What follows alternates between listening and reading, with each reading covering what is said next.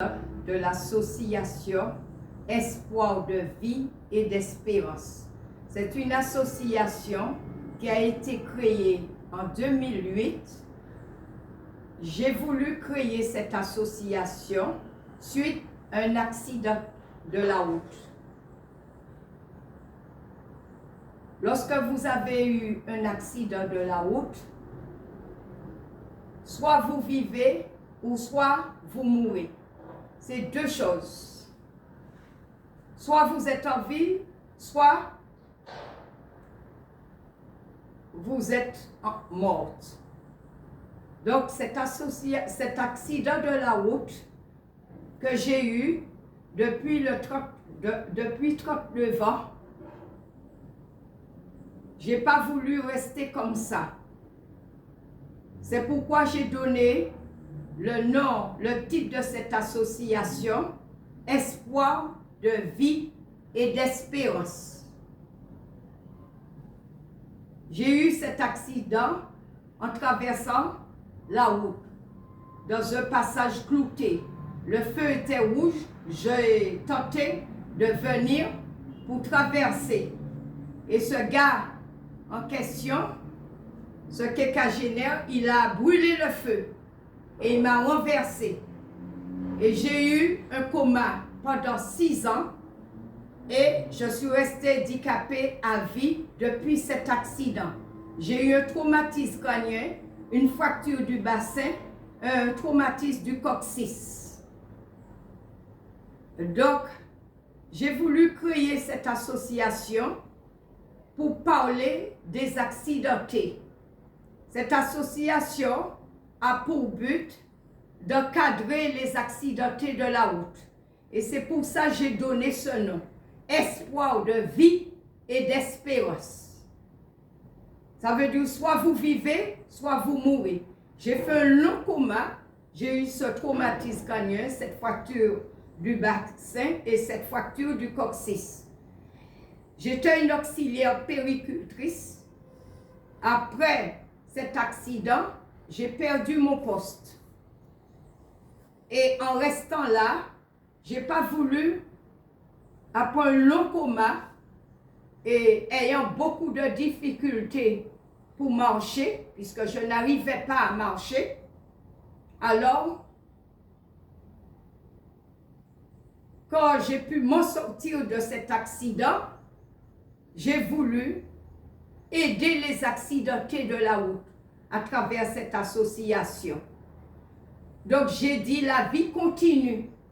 Bien qu'on a des mépris, lorsqu'on est accidenté, on est handicapé, mais on existe, on n'est pas mort.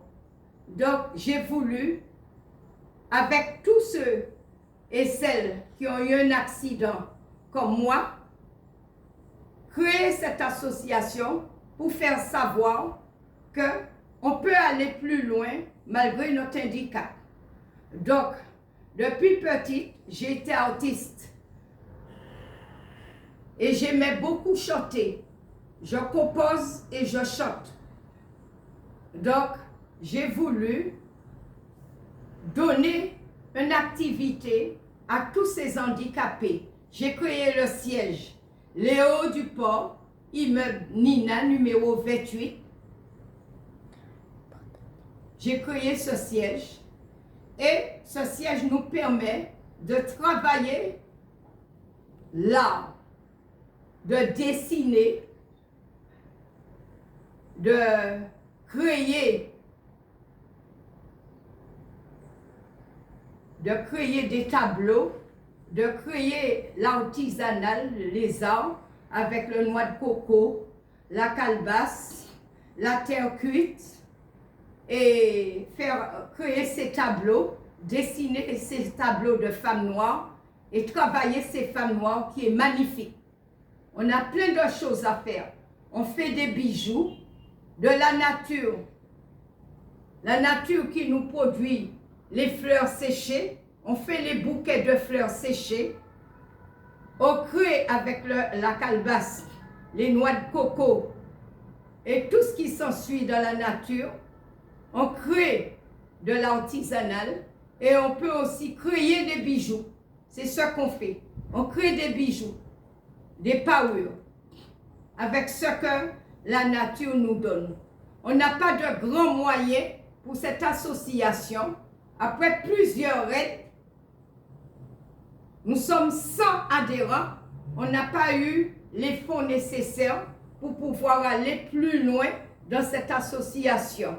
Mais nous travaillons également avec des toxicomanes, des SDF, des démunis et des malades et des juniors. Donc, nous faisons de l'activité et nous avons aussi des terrains où nous pouvons travailler l'agriculture, les bétails, créer les maisons avec les feuilles de coco, les feuilles des palmiers, etc. Donc, avec ces FDF, avec ces personnes démunies. Nous avons des ateliers, mais malheureusement, nous n'avons pas les fonds nécessaires. Donc, nous faisons avec ce que nous pouvons. Donc, à ce jour, j'ai voulu parler de cette association pour présenter quand même ce qu'on fait avec ces SDF, ces personnes qui souffrent sur le plan mental, ces accidentés de la route et aussi les personnes, les juniors ou les personnes qui s'ennuient, qui est seule. Alors, on crée des activités avec eux.